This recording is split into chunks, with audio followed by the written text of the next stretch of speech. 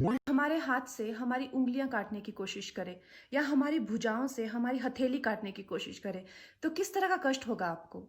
वही कष्ट पहुँचाया है चाइना ने हमें लद्दाख पर अपनी लालची नज़रें गड़ा के, और वहाँ हमारी सीमा का एक-एक इंच बचाते हुए हमारे 20 जवान शहीद हो गए हैं। क्या भूल पाएँगे आप उनकी माँओं के आँसू, उनकी विधवाओं की चीखें और उनके बच्चों के दिए हुए बलिदान को? क्या ये सोचना ठीक है कि सेनाओं का जो सरहदों पे जो युद्ध होता है, वो सिर्फ़ सेनाओं का होता है? वो सिर्फ सरकार का होता है? क्या उसमें हमारा कोई योगदान नहीं है?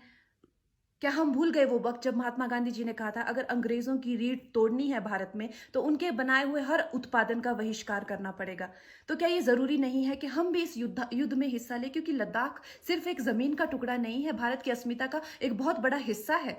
भारत की हथेली है, हम उसे किसी तरह से इस दुश्मनों के उनके गंदे इरादों में सफल नहीं होने दे सकते। तो क्या हम लोगों को इसमें हिस्सा नहीं लेना चाहिए कि जो चाइनीज़ जितनी भी गुड्स हैं, जितने भी उनके प्रोडक्ट्स हैं, जिन जिन भी कंपनीज़ में उन्होंने इन्वेस्ट किया हुआ है, उनसे उनको रिटर्न्स आते हैं, रेवेन्यूज़ आते हैं, ऑर्गेनाइज़ेशंस हैं, उन सब का बहिष्कार करें, ताकि वो उस संपत्ति से जो यहाँ से इंडिया से इकट्ठी करके जाते हैं, उस संपत्ति से हथियार खरीद के हमारे सैनिकों के सीने छन्नी करते हैं। तो क्या हम उन इस युद्ध में हम चाइना का साथ दे सकते हैं? आप बताइए। ये क्या हमारा कर्तव्य नहीं है कि हम अपनी सेनाओं का और अपने सरकार का साथ दें?